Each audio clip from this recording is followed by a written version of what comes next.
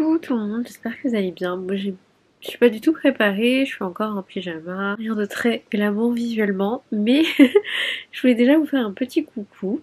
Aujourd'hui j'ai traité déjà pas mal de mails, j'ai planifié un petit peu le reste de ma semaine.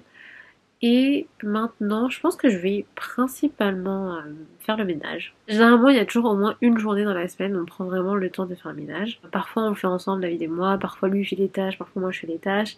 Et la plupart du temps, quand même, c'est moi qui fais pas mal de trucs en termes de rangement et de ménage, mais lui il fait d'autres trucs. Je pense que je vais prendre le temps de vraiment faire ça aujourd'hui parce que ça commence à être un petit peu le bazar. J'ai vraiment du mal à genre ranger un peu tous les jours parce que j'aime pas trop faire ça.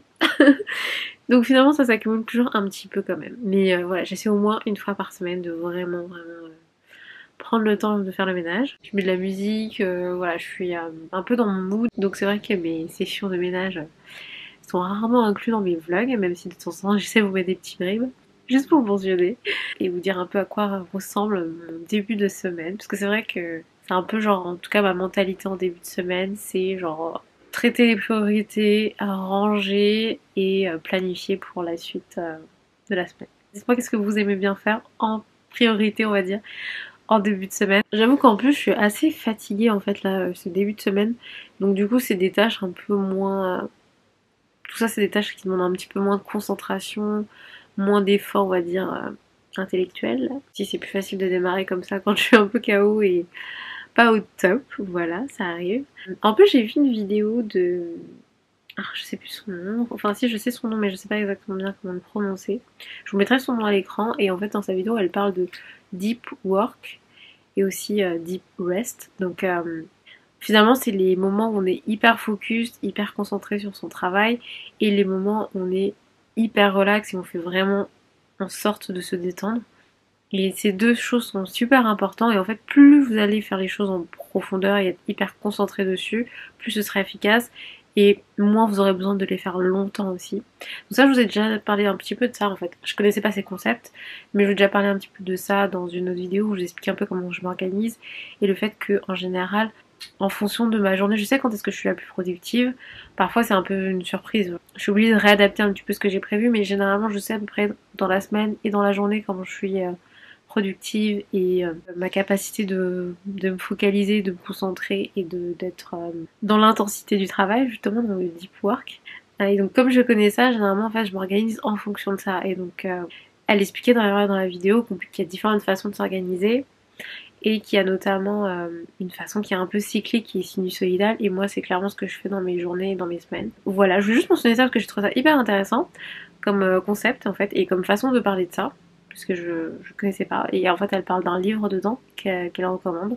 Donc voilà, si jamais ça vous intéresse, je vous mettrai le lien en barre d'infos parce que j'ai beaucoup aimé cette vidéo là. Donc voilà, je voulais le mentionner, en plus c'est en lien avec ce que je suis en train de vous dire pour ce début de semaine. N'hésitez pas aussi à me poser des questions en fait en commentaire. J'essaye souvent de vous répondre directement en commentaire, mais si jamais je vous réponds pas en commentaire, c'est des questions que je peux en fait réutiliser pour vous répondre dans d'autres vlogs, d'autres vidéos, donc n'hésitez pas à me poser des questions en commentaire.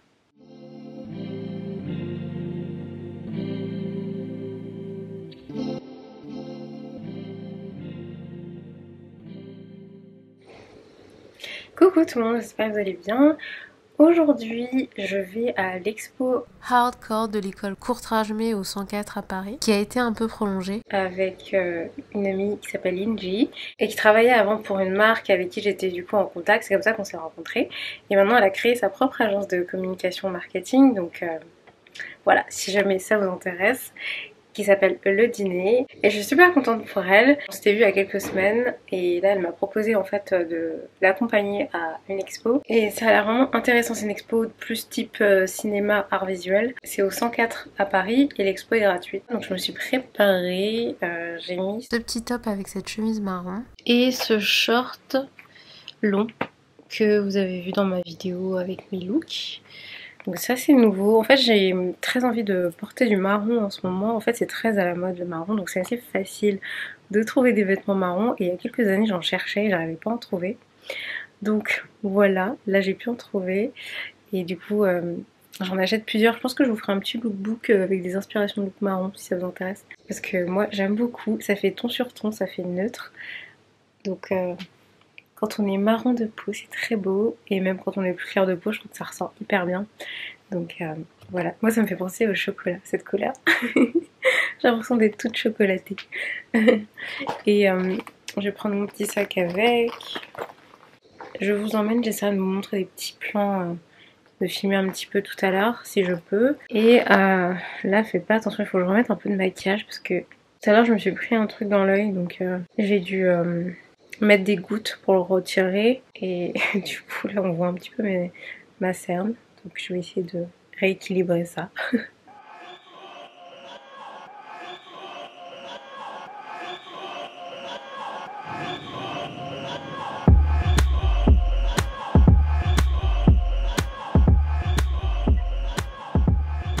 Et voilà, c'est beaucoup mieux. C'est beaucoup mieux comme ça, je pense que vous voyez la différence avec tout à l'heure. Donc, c'est parti.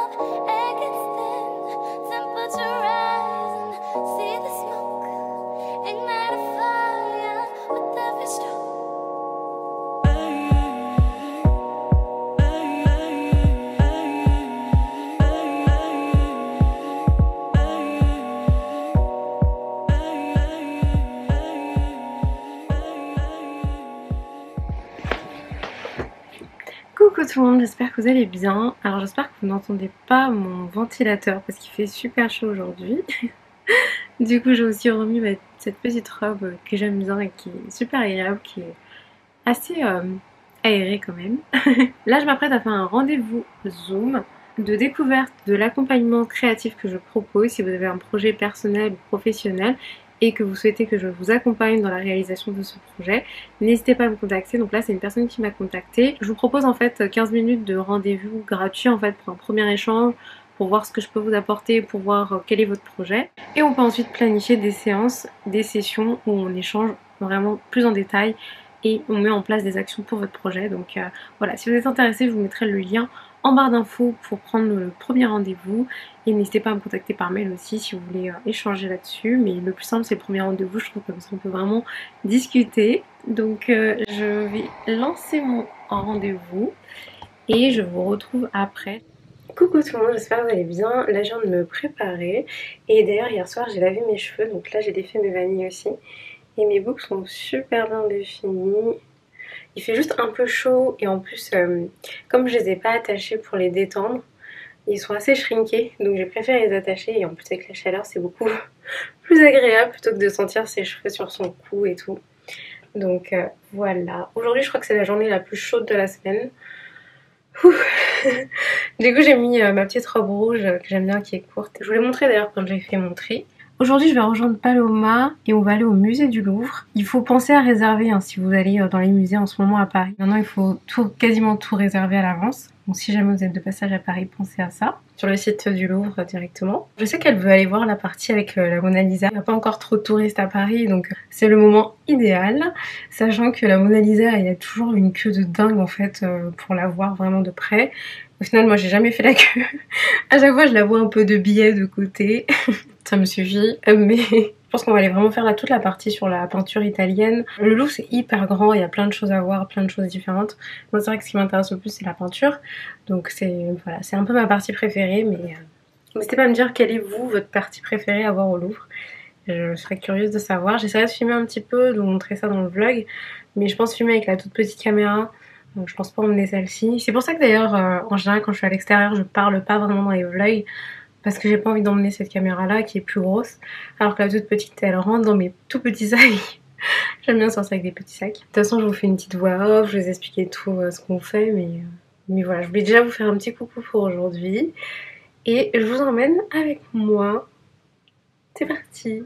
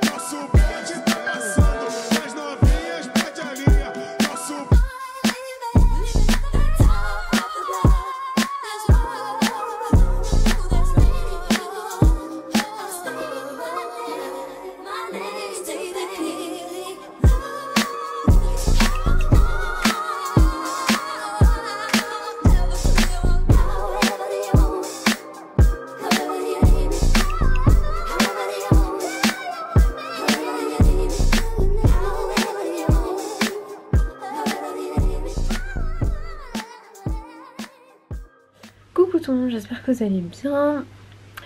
Aujourd'hui il fait super moche. Le temps est horrible, hier pareil il pleuvait, enfin le temps est vraiment pas top. Et ça met pas d'une super humeur non plus. Et ça ne donne pas trop d'énergie, mais c'est pas grave. En plus, en fait j'ai cassé mon piercing, je sais pas si vous vous souvenez. Mais j'ai un piercing, Death Piercing qui est là.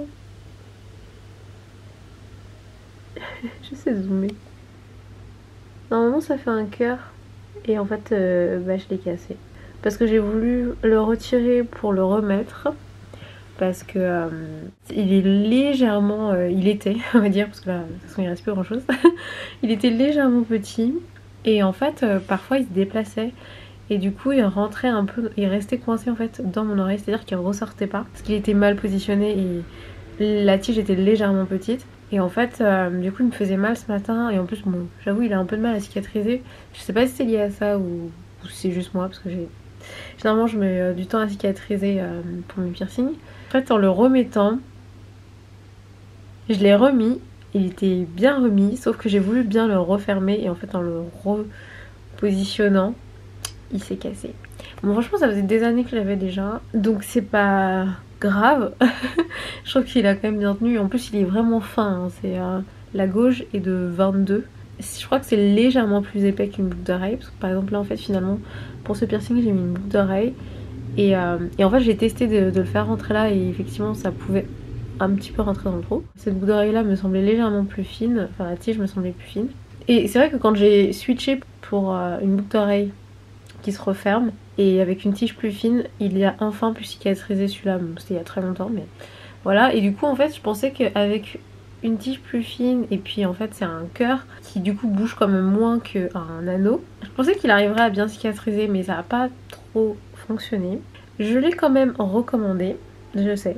Mais j'ai pas. En fait, le problème, c'est que j'arrive pas du tout à trouver un piercing comme je veux, genre une tige mais qui se ferme, et en même temps je me suis rendu compte qu'elle a vraiment une forme arrondie et je suis obligée de mettre une tige qui est quand même un peu arrondie, qui est vraiment adaptée en fait à mon oreille, donc c'est dur. Et j'avoue que celui-là était vraiment bien et je le trouvais trop joli, il était tout petit, tout fin, un petit cœur et tout, j'aimais trop, donc je l'ai recommandé quand même. Par contre j'ai commandé sur Etsy, je vous mettrai le lien si vous intéresse. Mais du coup j'ai envoyé un message au propriétaire de la boutique pour me dire que j'aimerais bien que la tige soit légèrement plus longue, parce qu'ils sont faits sur mesure il me semble. Donc je sais pas si ce sera possible et la personne m'a pas encore répondu. Mais du coup ce serait vraiment bien parce que c'était juste la tige qui était légèrement trop courte pour mon oreille. Mais tout le reste était parfait, donc voilà. Je vous tiendrai informé si ça vous intéresse. J'avais fait une vidéo sur mes piercings, si jamais vous voulez la voir, je vous mettrai le lien en barre d'infos. Là je vais passer à la poste que j'emballe une commande. Je vais aller faire quelques courses aussi pour la maison. Et en rentrant, je vais faire ma voix off pour une prochaine vidéo. J'ai fait en fait toute la partie montage déjà, il me reste à ajouter ma voix et un peu de musique. Du coup, je vais en tout cas commencer tout à l'heure, je sais pas si je vais finir. Généralement, c'est pas si long que ça, mais bon, parfois j'ai des surprises. Voilà ce que j'ai à faire aujourd'hui. Et c'est trop chiant, j'aime pas d'être dans un mood chelou comme ça, genre je sais pas. Je me sens pas au top, j'aime pas du tout ça. Bref. Je vous laisse, donc du coup je filmerai pas spécialement, je pense tout à l'heure quand je ferai ma voix off, ou je vous mettrai un mini plan de moi en train de faire une voix off, mais c'est pas très excitant visuellement aujourd'hui. Voilà. A plus. Coucou tout le monde, j'espère que vous allez bien. Là je suis en train de me pratiquer. Je suis en train de me maquiller, enfin de me préparer, voilà, c'est ça que je voulais dire. Voilà, j'ai fait un petit maquillage. Et j'ai un petit peu mis trop d'eyeliner, enfin plus que ce que je voulais. Je trouve que mon trait est assez épais. C'est pas grave, c'est assez joli en vrai, mais c'est pas du tout ce que je voulais faire. Enfin bref, je vais défaire mon chignon. Il y a toujours des gens qui me demandent ce que je fais le matin avec mes cheveux, mais je fais rien en fait. Je fais ça le matin. Si mes cheveux sont toujours bien hydratés, et en général ça dure une semaine, le matin, je fais ça. Et voilà, je suis coiffée. C'est la magie du twist out. J'aime trop mes cheveux aujourd'hui en fait. En vrai, j'aime trop. Là, je sais pas, ça fait combien de jours exactement, ça va faire bientôt une semaine, hein, je crois, que j'avais mes cheveux, que j'ai fait mes soins. Et là, je trouve que c'est vraiment parfait. Genre, j'aime trop le volume, les petites boucles qui sont encore définies, mais pas trop définies. En plus, du coup, ils sont étendus et tout. J'aime trop, bref. Je me regardais dans le miroir et je me disais, ah, j'aime trop, ça rend trop bien. Et ça se voit en plus là, je trouve que ça pousse. Pourquoi je me suis préparée? Parce que en vrai, je vais pas forcément sortir aujourd'hui. Enfin, on fera peut-être du roller ce soir avec David. Il est en télétravail. En fait, je filme une story pour une collaboration. Alors, je pense qu'au moment où vous verrez cette vidéo, ce sera déjà fait en ligne et tout. Mais c'est sur Instagram et ça va être un live avec une marque qui s'appelle Graines de Pastel, qui est une marque de produits naturels et qui utilise la plante de pastel que je connaissais pas et en fait je ne connais pas encore la marque, du coup je vais la découvrir, mais je trouvais le concept intéressant et tout. Je suis pas du tout obligée de vous en parler là, mais c'est juste que comme j'y pensais et que je vais m'apprêter à filmer la story, du coup je vous fais je vous mets un contexte, voilà. Et du coup c'est vraiment cool. Ouais, je voulais quand même me préparer un minimum histoire d'avoir une jolie tête dans mes stories. Je vais ensuite en fait finaliser un peu les posts, voir enfin la story à quoi elle va ressembler. Je vais l'envoyer à la marque pour qu'elle voie et pour qu'elle valide. J'ai toujours pas avancé sur ma voix off, j'arrive pas à m'y mettre. Enfin, de base, j'aime pas trop faire des voix off. Et du coup, j'ai du mal à m'y mettre. Je sais que c'est juste le temps de m'y mettre. Parce qu'une fois que je m'y serai mise, je vais avancer dessus. Et j'aurai envie de terminer, donc ça va être. En fait, je suis très productive quand je commence à me mettre à faire un truc. Mais des fois, j'ai vraiment du mal à me mettre. Par contre, j'ai regardé plein de vidéos en fait YouTube. En fait, il y a des moments je tombe sur plein de vidéos qui m'intéressent. Et il y a d'autres moments j'ai vraiment du mal à trouver des vidéos qui m'intéressent. Après, c'est YouTube et les recommandations. Et puis aussi des gens qui postent à différents moments. Moi, je considère en fait que ça fait partie de mon travail de faire aussi un peu de la veille. Parce que finalement, pour moi, c'est faire de la veille. Puisqu'en fait je regarde des vidéos pour savoir ce que d'autres font, pour savoir ce qui marche un peu en ce moment, même si j'avoue moi je fais pas en fonction de ce qui marche, mais juste déjà pour savoir par curiosité. Et aussi parce que ça me donne de l'inspiration, il y a même je trouve des personnes qui donnent envie de créer et qui sont inspirantes. Et honnêtement, j'espère que j'en fais partie. C'est un peu pour ça aussi que je vous parle de mon travail et de ce que je crée dans mes vidéos. Parce que je sais que moi, quand je regarde des gens qui créent, ça me donne envie de créer. Donc j'espère que ça vous donne envie de créer aussi. C'était vraiment cool en fait, cette session de visionnage de vidéos YouTube. Ce qui est hyper frustrant pour moi, c'est que en fait, YouTube nous encourage à faire tout le temps la même chose, à faire les trucs qui marchent et à se répéter sans cesse et à en fait, ça va pas du tout être créatif en fait pour moi. Si vraiment je devais faire ce qui marche et ce que on va dire YouTube et la plateforme et même les gens qui regardent sur YouTube nous incitent à faire, je pourrais pas être aussi créative que je le suis aujourd'hui. C'est vrai que du coup, être créatif, ça veut dire prendre un peu des risques et faire des choses qu'on sait pas si elles vont marcher et qu'on sait ne sont pas forcément les choses qui, à l'heure actuelle, fonctionnent. Mais ça nous pousse aussi, ça nous challenge à faire des choses nouvelles, ça nous challenge à tester, à expérimenter, à s'écouter en fait aussi, à essayer de créer des choses différentes de ce qu'on a déjà fait. Et c'est vrai que moi, c'est surtout en référentiel par rapport à moi-même en fait. Généralement, quand je crée, j'ai envie de créer des nouvelles choses, j'ai envie de dire des nouvelles choses, j'ai envie de partager des nouvelles choses avec vous et non pas me répéter. Donc c'est très compliqué, je sais qu'il y a des gens qui aimeraient bien que je fasse plus de vidéos capillaires. Mais j'en ai fait déjà plein en fait, c'est dur je trouve de rester créatif en continuant à faire exactement, enfin en continuant à dire exactement la même chose. Parce qu'en fait, ce que je vous dis dans mes vidéos, c'est exactement la même chose à chaque vidéo capillaire. Sauf quand je présente des nouveaux produits capillaires, parce que les produits sont nouveaux, donc je m'adapte en fonction des produits. Mais tous mes conseils sont toujours les mêmes. Je fais toujours la même chose sur mes cheveux. J'applique toujours les mêmes méthodes, etc. Parce que ça marche en fait. Mais du coup, vous répétez tout le temps la même chose. Moi, j'avoue, je trouve pas du tout ça intéressant. Et personnellement, je regarde pas des vidéos qui vont me répéter tout le temps la même chose. Je regarde pas des vidéos sur un seul et même sujet. J'aime bien varier, etc. Donc c'est vrai que c'est compliqué par rapport à ma personnalité et à mes centres d'intérêt, parfois de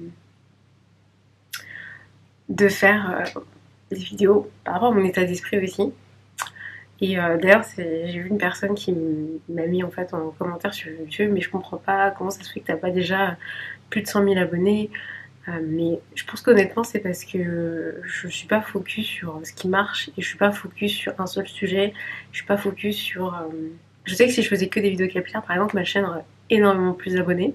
Parce que je sais que c'est ce que la plupart des gens qui regardent ma chaîne ont envie de voir. Je sais que par exemple, en ce moment, si je faisais que des vidéos sur le roller, ça marcherait mieux aussi.